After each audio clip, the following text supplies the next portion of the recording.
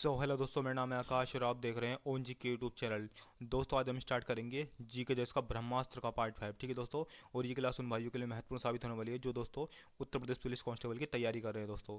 इसी के साथ दोस्तों, जो उत्तर प्रदेश पुलिस कांस्टेबल में जी के जैस का जो रोल होता है दोस्तों, वो बहुत महत्वपूर्ण होता है, क्योंकि दोस्तों यही हमें सिलेक्शन के करीब लेके जाता है। ठीक है, चलिए दोस्तों स्टार्ट करते हैं पहले क्वेश्चन से। आज का दोस्तों हमारा पहले क्वेश्चन है, और दोस्तों मैं आपको जितने भी क्वेश्चन कराऊंगा इस वीडियो के अंदर, सब आपको very very most important question कराऊंगा। ठीक है, चलिए दोस्तों स्टार्ट करते हैं पहले क्वेश्चन से। आज का दोस्तों हमारा पहला क्वेश्चन है, राष्ट्रमंडल खेल 2018 में पदक तालिका में भारत कौन से स्थान पर रहा दोस्तों। तो भारत दोस्तों 2018 में राष्ट्रमंडल खेलों में तीसरे स्थान पर रहा। ठीक है, ऑप्शन नंबर सी इसमें राइट आंसर हो जाएगा। ठीक है, ये आपको ध्यान रखना है। इसके अलावा दोस्तों बात करते हैं राष्ट्रमंडल खेल 2018 में दोस्तों भारत ने जो है दोस्तों 66 पदक हासिल किए थे। ठीक है, जिसमें दोस्तों 26 पदक जो थे दोस्तों वो गोल्ड थे। ठीक है, इसके अलावा दोस्तों जो 2018 के राष्ट्रमंडल खेल हुए थे वो दोस्तों कहाँ पर हुए थे, तो वो हुए थे गोल्ड कोस्ट में। ठीक है, ये आपको ध्यान रखना है। इसके अलावा दोस्तों बात करते हैं 2022 की दोस्तों। तो 2022 में दोस्तों राष्ट्रमंडल खेल कहाँ पर हुए थे दोस्तों, तो ये हुए थे बर्मिंघम में। ठीक है, इसके अलावा दोस्तों 2022 के जो दोस्तों राष्ट्रमंडल खेल हुए थे, इनका शुभंकर क्या था दोस्तों, तो इनका शुभंकर था पैरी द बुल। ठीक है, ये आपको ध्यान रखना है। इसके अलावा दोस्तों 2022 के जो राष्ट्रमंडल खेल हुए थे, इसमें दोस्तों भारत का स्थान कौन सा रहा है, तो इसमें रहा भारत का स्थान चौथा। ठीक है, 2018 में दोस्तों तीसरा और 2022 में दोस्तों चौथा स्थान रहा। ठीक है, इसके अलावा दोस्तों 2022 में राष्ट्रमंडल खेलों में भारत ने कुल 61 पदक जीते थे। ठीक है, ये आपको ध्यान रखना है, जिसमें दोस्तों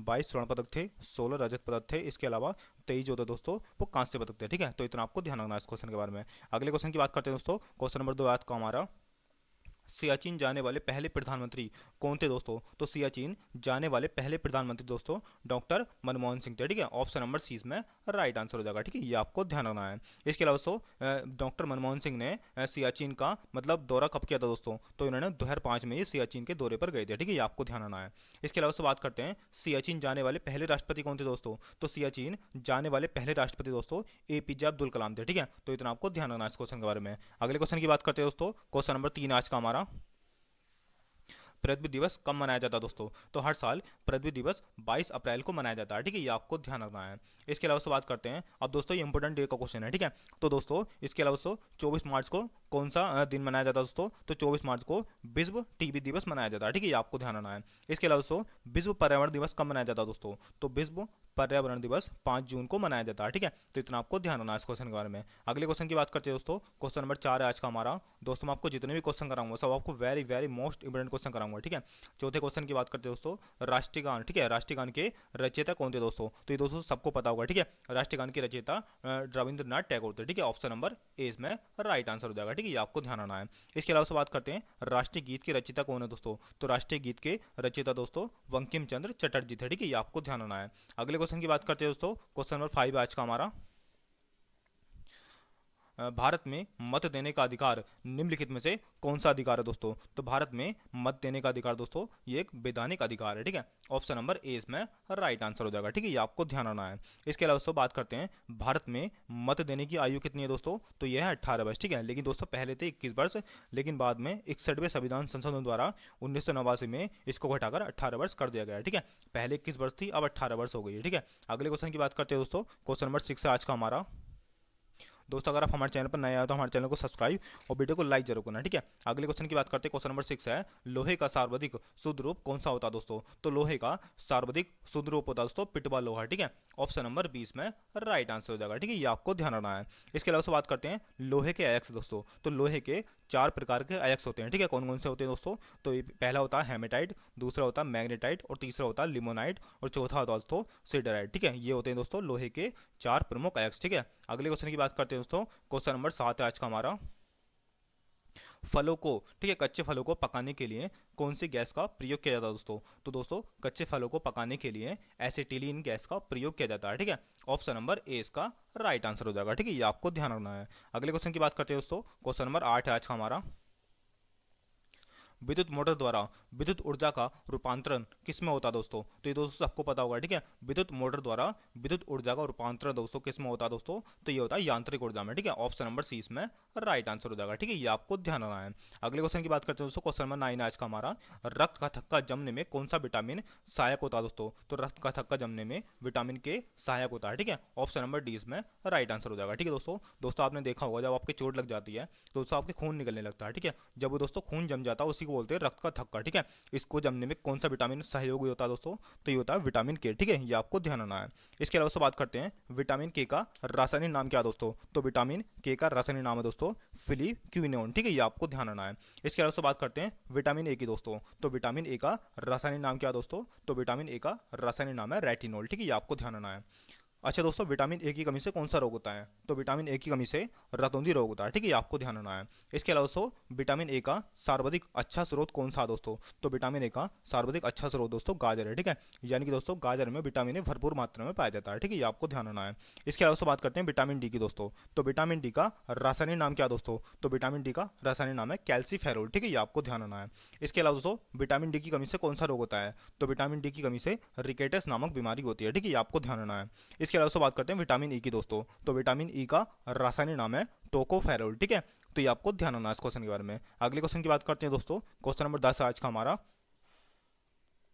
सुभाष चंद्र बोस ने फॉरवर्ड ब्लॉक का गठन कब किया था दोस्तों, तो सुभाष चंद्र बोस ने फॉरवर्ड ब्लॉक का गठन दोस्तों 1939 में किया था, ठीक है, ऑप्शन नंबर ए इसका राइट आंसर हो जाएगा, ठीक है, ये आपको ध्यान रखना है। इसके अलावा बात करते हैं सुभाष चंद्र बोस की दोस्तों, तो सुभाष चंद्र बोस का जन्म किस राज्य में हुआ था दोस्तों, तो सुभाष चंद्र बोस का जन्म उड़ीसा के कटक मतलब उड़ीसा में हुआ था, ठीक है, उड़ीसा राज्य में हुआ था, उड़ीसा के कटक में इनका जन्म हुआ था, ठीक है, आपको ध्यान रखना है। अच्छा दोस्तों, सुभाष चंद्र बोस का जन्म कब हुआ था, तो इनका जन्म 23 जनवरी 1897 को इनका जन्म हुआ था, ठीक है, तो इतना आपको ध्यान रखना है इस क्वेश्चन के बारे में। अगले क्वेश्चन की बात करते हैं, क्वेश्चन नंबर 11 आज का हमारा, भारत के नियंत्रक एवं महालेखा परीक्षक का कार्यकाल कितने वर्षों का होता है दोस्तों, तो भारत के नियंत्रक एवं लेखा परीक्षक का कार्यकाल दोस्तों इसका हो जाएगा ऑप्शन नंबर सी, ठीक है, 6 वर्ष होता है, ऑप्शन नंबर सी इसमें राइट आंसर हो जाएगा, ठीक है, ये आपको ध्यान रखना है। इसके अलावा दोस्तों अगर किसी व्यक्ति की आयु 65 वर्ष हो जाती है दोस्तों, तो उसको 6 वर्ष से पहले ही उसको मतलब इस्तीफा देना होगा, ठीक है, ये आपको ध्यान रखना है। इसके अलावा बात करते हैं जो भारत के नियंत्रक एवं महालेखा परीक्षक होते हैं दोस्तों, ये किस अनुच्छेद के अंतर्गत आते हैं दोस्तों, तो ये आते हैं 148 के अंतर्गत, ठीक है, यानी कि 148 अनुच्छेद के अंतर्गत इनका पद है, ठीक है, आपको ध्यान रखना है। अच्छा दोस्तों, भारत के नियंत्रक एवं महालेखा परीक्षक की जो नियुक्ति कौन करता है दोस्तों, तो इनकी नियुक्ति राष्ट्रपति द्वारा होती है, ठीक है, तो इतना आपको ध्यान रखना है इस क्वेश्चन के बारे में। अगले क्वेश्चन की बात करते हैं, क्वेश्चन नंबर 12 आज का हमारा, मैग्सेसे अवार्ड प्राप्त करने वाला प्रथम भारतीय कौन था दोस्तों, तो मैग्सेसे अवार्ड प्राप्त करने वाला प्रथम भारतीय दोस्तों विनोबा भावे थे, ठीक है, ऑप्शन नंबर ए इसका राइट आंसर हो जाएगा, ठीक है, ये आपको ध्यान रखना है। इसके अलावा बात करते हैं 2023 में मैग्सेसे अवार्ड किसको दिया गया था दोस्तों, तो 2023 में मैग्सेसे अवार्ड रवि कन्नन को दिया गया था, ठीक है, तो ये आपको ध्यान रखना है इस क्वेश्चन के बारे में। अगले क्वेश्चन की बात करते हैं दोस्तों, क्वेश्चन नंबर 13 है आज का हमारा, क्वेश्चन नंबर 13 की बात करते हैं दोस्तों, निम्न में से कौन सी जांच किसी बच्चे के पिता होने का निर्धारण करती है दोस्तों, तो ये करती है डीएनए फिंगरप्रिंटिंग, ठीक है, ऑप्शन नंबर सी इसमें राइट आंसर हो जाएगा, ठीक है, ये आपको ध्यान रखना है। दोस्तों अगर आप हमारे चैनल पर नए आए तो हमारे चैनल को सब्सक्राइब और वीडियो को लाइक जरूर करना है, ठीक है। अगले क्वेश्चन की बात करते हैं, क्वेश्चन नंबर 14 आज का हमारा, मुद्रा आपूर्ति निम्न में से किसके द्वारा नियंत्रित होती है दोस्तों, यानी कि मुद्रा आपूर्ति को कौन नियंत्रित करता है दोस्तों, तो मुद्रा आपूर्ति को दोस्तों भारतीय रिजर्व बैंक नियंत्रित करता है, ठीक है, ऑप्शन नंबर सी इसमें राइट आंसर हो जाएगा, ठीक है, ये आपको ध्यान रखना है। अच्छा दोस्तों, भारतीय रिजर्व बैंक इसकी स्थापना कब हुई थी, तो इसकी स्थापना 1 अप्रैल 1935 को इसकी स्थापना हुई थी, ठीक है। इसका हेडक्वार्टर कहाँ पर है दोस्तों, तो इसका हेडक्वार्टर मुंबई में स्थित है। इसके अलावा दोस्तों भारतीय रिजर्व बैंक के वर्तमान गवर्नर कौन है, तो भारतीय रिजर्व बैंक के वर्तमान गवर्नर दोस्तों शक्तिकांत दास है, ठीक है, ये आपको ध्यान रखना है। इसके अलावा बात करते हैं नीति आयोग की दोस्तों, तो नीति आयोग की स्थापना कब हुई थी, तो नीति आयोग की स्थापना 1 जनवरी 2015 को इसकी स्थापना हुई थी दोस्तों। अच्छा दोस्तों, नीति आयोग के प्रथम अध्यक्ष कौन थे, तो नीति आयोग के प्रथम अध्यक्ष दोस्तों भारत के प्रधानमंत्री थे, ठीक है, यानी कि प्रथम मतलब भारत के प्रधानमंत्री यानी कि नरेंद्र मोदी नीति आयोग के प्रथम अध्यक्ष थे, ठीक है, ये आपको ध्यान रखना है। इसके अलावा बात करते हैं नीति आयोग के प्रथम उपाध्यक्ष कौन थे, तो दोस्तों नीति आयोग के प्रथम उपाध्यक्ष अरविंद पनगड़िया थे, ठीक है, ये आपको ध्यान रखना है। इसके अलावा बात करते हैं वित्त आयोग की दोस्तों, तो वित्त आयोग का गठन कब हुआ था, तो वित्त आयोग का गठन हुआ था दोस्तों 22 नवंबर 1951 को इसका गठन हुआ था। इसके अलावा वित्त आयोग के जो अध्यक्ष हैं दोस्तों यानी कि प्रथम अध्यक्ष हैं वो कौन थे दोस्तों, तो वो थे केसी नियोगी, ठीक है, ये आपको ध्यान रखना है इस क्वेश्चन के बारे में। अगले क्वेश्चन की बात करते हैं, क्वेश्चन नंबर 15 आज का हमारा, विश्व व्यापार संगठन यानी कि WTO इसकी फुल फॉर्म होती है दोस्तों वर्ल्ड ट्रेड ऑर्गेनाइजेशन, ठीक है, इसका मुख्यालय कहाँ स्थित है दोस्तों, तो विश्व व्यापार संगठन यानी कि WTO इसका मुख्यालय जेनेवा में स्थित है, ठीक है, ऑप्शन नंबर सी इसमें राइट आंसर हो जाएगा, ठीक है, ये आपको ध्यान रखना है। इसके अलावा बात करते हैं WTO इसकी स्थापना कब हुई थी, तो इसकी स्थापना 1 जनवरी 1995 को इसकी स्थापना हुई थी, ठीक है, ये आपको ध्यान रखना है। अच्छा दोस्तों, इसी से एक मिलता जुलता नाम है, उसका नाम है WHO, यानी कि वर्ल्ड हेल्थ ऑर्गेनाइजेशन। इसकी स्थापना कब हुई थी दोस्तों? तो वर्ल्ड हेल्थ ऑर्गेनाइजेशन की स्थापना दोस्तों 7 अप्रैल 1948 को इसकी स्थापना हुई थी, और वर्ल्ड हेल्थ ऑर्गेनाइजेशन का मुख्यालय भी जेनेवा में स्थित है, ठीक है, तो ये आपको ध्यान रखना है। अगले क्वेश्चन की बात करते हैं दोस्तों, क्वेश्चन नंबर 16 आज का हमारा। भारतीय अंतरिक्ष अनुसंधान संगठन यानी कि इसरो, इसका मुख्यालय कहाँ स्थित है दोस्तों? तो इसका मुख्यालय कर्नाटक यानी कि बेंगलुरु में इसका मुख्यालय स्थित है, ठीक है, ऑप्शन नंबर 20 में राइट आंसर हो जाएगा, ठीक है, ये आपको ध्यान रखना है। अगले क्वेश्चन की बात करते हैं तो क्वेश्चन नंबर 17 आज का हमारा दोस्तों। बिरजू महाराज किस शास्त्रीय नृत्य से संबंधित है दोस्तों? तो बिरजू महाराज का संबंध दोस्तों कथक शास्त्रीय नृत्य से है, ठीक है, ऑप्शन नंबर डी इसमें राइट आंसर हो जाएगा, ठीक है, ये आपको ध्यान रखना है। अच्छा दोस्तों, कथक कहाँ का शास्त्रीय नृत्य है दोस्तों? तो कथक उत्तर प्रदेश का शास्त्रीय नृत्य है, ठीक है, ये आपको ध्यान रखना है।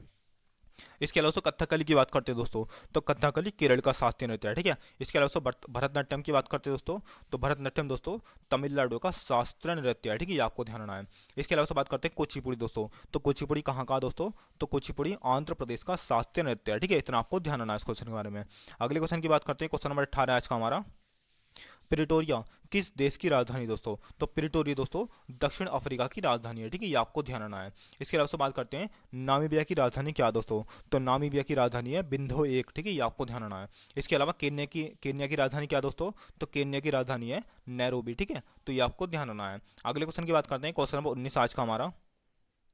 यूनेस्को के विश्व विरासत स्थल में शामिल भारतीय स्थल का नाम क्या है दोस्तों? तो इसका नाम है दोस्तों, क्या नाम है दोस्तों? ग्रेट हिमालयन नेशनल पार्क है, नालंदा विश्वविद्यालय है दोस्तों, अहमदाबाद, यानी कि उपयुक्त सभी, ठीक है, ऑप्शन नंबर डी इसमें राइट आंसर हो जाएगा, ठीक है दोस्तों, 19 का हो जाएगा, ऑप्शन नंबर डी इसका राइट आंसर हो जाएगा, ठीक है, यानी कि सभी शामिल है, ये आपको ध्यान रखना है। इसके अलावा बात करते हैं यूनेस्को की, बात करते हैं दोस्तों, तो यूनेस्को की स्थापना कब हुई थी? तो यूनेस्को की स्थापना 16 नवंबर 1945 को दोस्तों लंदन में इसकी स्थापना हुई थी, ठीक है, ये आपको ध्यान रखना है। अगले क्वेश्चन की बात करते हैं, क्वेश्चन नंबर 20 आज का हमारा। प्रसिद्ध उपन्यास चंद्रकांता के लेखक कौन है दोस्तों? तो प्रसिद्ध उपन्यास चंद्रकांता के लेखक है दोस्तों देवकी नंदन खत्री, ठीक है, ऑप्शन नंबर ए इसका राइट आंसर हो जाएगा, ठीक है, ये आपको ध्यान रखना है। ऑप्शन नंबर ए इसका राइट आंसर हो जाएगा, ठीक है, इतना आपको ध्यान रखना है इस क्वेश्चन के बारे में। ऑप्शन नंबर ए आपको याद रखना है, ठीक है। अगले क्वेश्चन की बात करते हैं, क्वेश्चन नंबर 21 है दोस्तों आज का हमारा। उत्तर प्रदेश में उर्दू प्रशिक्षित एवं अनुसंधान केंद्र कहाँ स्थित है दोस्तों? तो उत्तर प्रदेश में उर्दू प्रशिक्षण एवं अनुसंधान केंद्र दोस्तों लखनऊ में स्थित है, ठीक है, ऑप्शन नंबर ए इसका राइट आंसर हो जाएगा, ठीक है, ये आपको ध्यान रखना है। इसके अलावा से बात करते हैं अलीगढ़ मुस्लिम विश्वविद्यालय दोस्तों, ये फेमस विश्वविद्यालय है, ठीक है, इसकी स्थापना किसने करी थी दोस्तों? तो अलीगढ़ मुस्लिम विश्वविद्यालय की स्थापना दोस्तों सैयद अहमद खान ने करी थी, ठीक है, ये आपको ध्यान रखना है। अगले क्वेश्चन की बात करते हैं, क्वेश्चन नंबर 22 है दोस्तों आज का हमारा। मरीचिका, जिसको दोस्तों इंग्लिश में मिराज बोलते हैं, ठीक है, ये किसके कारण बनता है दोस्तों? तो ये बनता है अपवर्तन एवं प्रकाश के पूर्ण आंतरिक परावर्तन के कारण, ठीक है, ऑप्शन नंबर डी इसमें राइट आंसर हो जाएगा, ठीक है, ये आपको ध्यान रखना है। अच्छा दोस्तों, जो तारे टिमटिमाते हैं वो किसकी वजह से टिमटिमाते हैं दोस्तों? तो ये टिमटिमाते हैं प्रकाश के अपवर्तन की वजह से, ठीक है, ये आपको ध्यान रखना है। इसके अलावा दोस्तों जो पानी में डूबी हुई क्षण दोस्तों टेढ़ी दिखाई देती है, ठीक है, किसकी वजह से दिखाई देती है? वो भी दोस्तों प्रकाश के अपवर्तन की वजह से, जो मतलब पानी में डूबी हुई क्षण दोस्तों टेढ़ी दिखाई देती है, ठीक है, ये आपको ध्यान रखना है। अगले क्वेश्चन की बात करते हैं, क्वेश्चन नंबर 23 आज का हमारा दोस्तों। भारत के राष्ट्रपति को पद से कौन हटा सकता है दोस्तों? तो भारत के राष्ट्रपति को पद से दोस्तों संसद हटा सकता है, ठीक है, ऑप्शन नंबर डी इसमें राइट आंसर हो जाएगा, ठीक है, ये आपको ध्यान रखना है।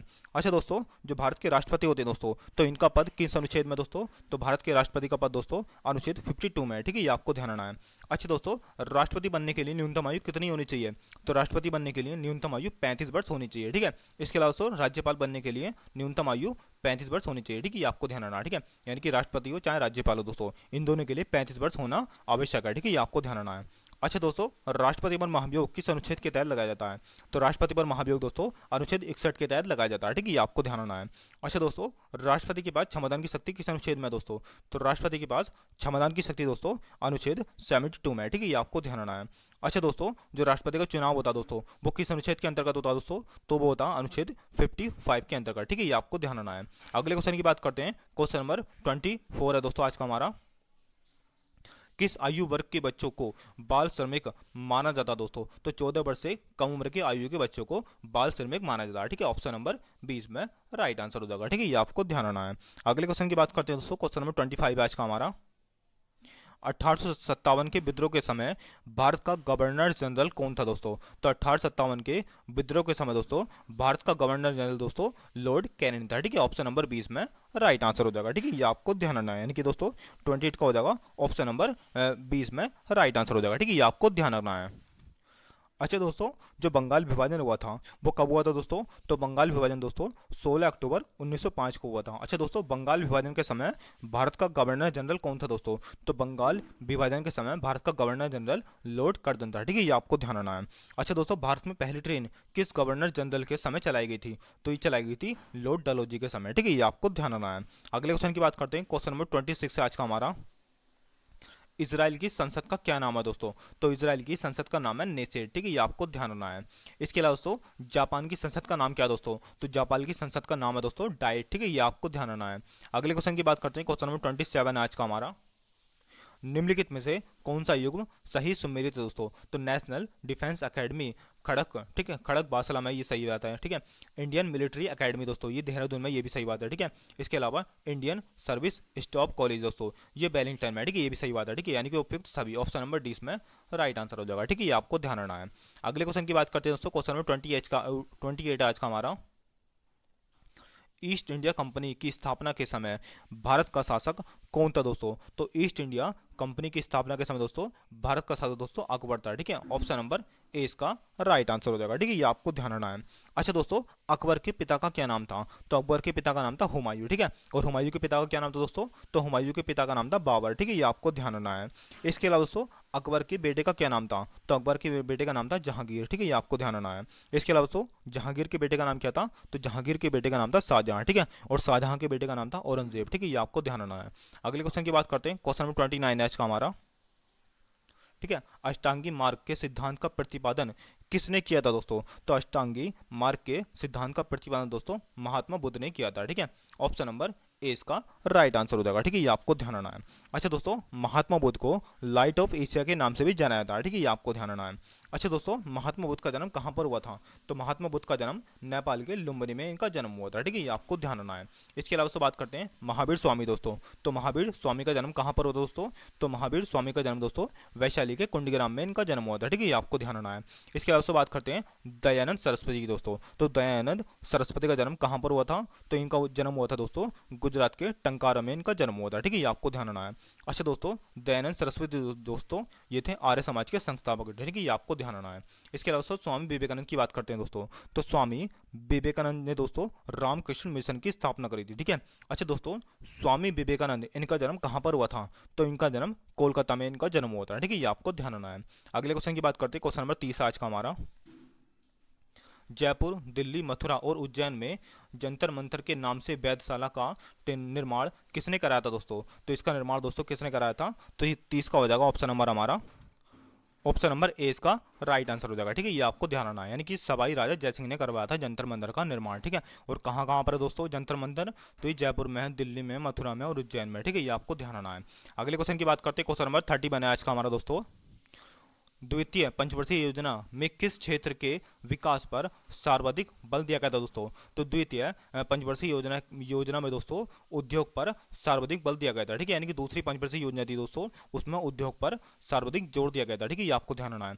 अच्छा दोस्तों, जो पहली पंचवर्षीय योजना थी उसमें किस पर ज्यादा बल दिया गया था? तो उसमें कृषि पर ज्यादा बल दिया गया था। ठीक है, और दूसरी बार में उद्योग पर ज्यादा बल दिया गया था। ठीक है, ये आपको ध्यान रखना है। इसके अलावा दोस्तों जो गरीबी हटाओ का नारा वो किस पंचवर्षीय योजना में लगाया गया था दोस्तों? तो गरीबी हटाओ का नारा दोस्तों ये 5वीं पंचवर्षीय योजना में लगाया गया था। ठीक है, इतना आपको ध्यान रखना है इस क्वेश्चन के बारे में। अगले क्वेश्चन की बात करते हैं, क्वेश्चन नंबर 32 है आज का हमारा।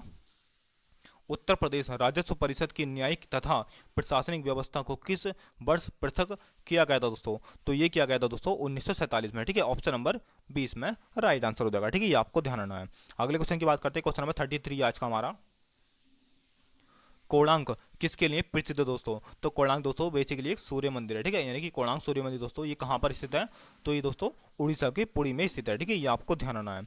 अच्छा दोस्तों, कोणार्क का सूर्य मंदिर इसका निर्माण किसने करवाया था? तो इसका निर्माण दोस्तों नरसिंह देव, ठीक है, नरसिंह देव बर्मन ने करवाया था। ठीक है, ये आपको ध्यान रखना है। इसके अलावा से बात करते हैं जो कोणार्क सूर्य मंदिर दोस्तों ये किस शैली पर निर्मित है दोस्तों? तो ये दोस्तों कलिंग वास्तुकला पर निर्मित है। ठीक है, ये आपको ध्यान रखना है। अगले क्वेश्चन की बात करते हैं, क्वेश्चन नंबर 34 है आज का हमारा। पर्यावरण का निर्माण होता दोस्तों, तो ये भू आकृति घटकों से दोस्तों, अजैविक घटकों से, जीविक घटकों से दोस्तों, यानी कि उपयुक्त सभी, ठीक है, उपयुक्त सभी से पर्यावरण का निर्माण होता है, ठीक है। ऑप्शन नंबर डी इसमें राइट आंसर हो जाएगा, ठीक है, ये आपको ध्यान रखना है। अगले क्वेश्चन की बात करते हैं, क्वेश्चन नंबर 35 आज का हमारा। किसी कंप्यूटर अथवा इंफॉर्मेशन सिस्टम या नेटवर्क में अनाधिकृत रूप से घुसपैठ करना और डाटा से छेड़छाड़ करना क्या कहलाता है दोस्तों? ये तो सबको पता होगा, ठीक है, ये हैकिंग कहलाता है, ठीक है। ऑप्शन नंबर ए इसमें राइट आंसर हो जाएगा, ठीक है, ये आपको ध्यान रखना है। अगले क्वेश्चन की बात करते हैं, क्वेश्चन नंबर 36 आज का हमारा। राष्ट्रीय मानवाधिकार आयोग का मुख्यालय कहाँ स्थित है दोस्तों? तो राष्ट्रीय मानवाधिकार आयोग का मुख्यालय दोस्तों ये दिल्ली में स्थित है, ठीक है। ऑप्शन नंबर 20 में राइट आंसर हो जाएगा, ठीक है, ये आपको ध्यान रखना है। अच्छा दोस्तों, राष्ट्रीय मानवाधिकार आयोग दोस्तों, इसमें कुल कितने सदस्य होते हैं दोस्तों? तो इसमें कुल 6 सदस्य होते हैं, ठीक है। इसमें एक अध्यक्ष होता है और इसमें 5 वैसे सदस्य होते हैं, ठीक है, ये आपको ध्यान रखना है। अगले क्वेश्चन की बात करते हैं, क्वेश्चन नंबर 37 आज का हमारा दोस्तों। भारत का एकमात्र कौन सा राज्य है जहां जीएसटी लागू नहीं है दोस्तों? तो पश्चिम बंगाल में लागू है, उत्तराखंड में लागू है दोस्तों, पंजाब में लागू है, लेकिन दोस्तों जम्मू कश्मीर में लागू नहीं है, ठीक है। ऑप्शन नंबर डी इसमें राइट आंसर हो जाएगा, ठीक है, ये आपको ध्यान रखना है। अच्छा दोस्तों, जीएसटी लागू करने वाला पहला राज्य कौन सा था? तो जीएसटी लागू करने वाला पहला राज्य असम था, ठीक है, और दूसरा राज्य कौन सा था दोस्तों? तो दूसरा राज्य बिहार था, ठीक है, ये आपको ध्यान रखना है। अच्छा दोस्तों, जीएसटी दोस्तों पहला मतलब जीएसटी लागू करने वाला पहला देश कौन सा था? तो ये था फ्रांस, ठीक है, यानी कि फ्रांस में पहली बार जीएसटी लागू हुई थी, और कब हुई थी? वो हुई थी 1954 को, ठीक है, ये आपको ध्यान रखना है, ठीक है, ये आपको ध्यान रखना है। अगले क्वेश्चन की बात करते हैं, क्वेश्चन नंबर 38 आज का हमारा। अच्छा दोस्तों, जीएसटी की फुल फॉर्म क्या होती है? तो जीएसटी की फुल फॉर्म होती है गुड्स एंड सर्विस टैक्स, ठीक है, ये आपको ध्यान रखना है। हिंदी में इसको वस्तु एवं सेवा कर बोलते हैं, ठीक है, इतना आपको ध्यान रखना है। अगले क्वेश्चन की बात करते हैं, क्वेश्चन नंबर 38 आज का हमारा। विकीपीडिया के संस्थापक का नाम क्या है दोस्तों? तो विकीपीडिया के संस्थापक का नाम है दोस्तों जिम्मी वेल्स बेल सेंगर, ठीक है। ऑप्शन नंबर 20 में राइट आंसर हो जाएगा, ठीक है, ये आपको ध्यान रखना है। दोस्तों आज के लिए इतना ही। दोस्तों वीडियो को कैसी लगी? अच्छी लगी तो हमारे चैनल को सब्सक्राइब और वीडियो को लाइक करो जरूर करना, ठीक है। मिलते हैं दोस्तों नेक्स्ट वीडियो में, तब तक के लिए जय हिंद, जय भारत।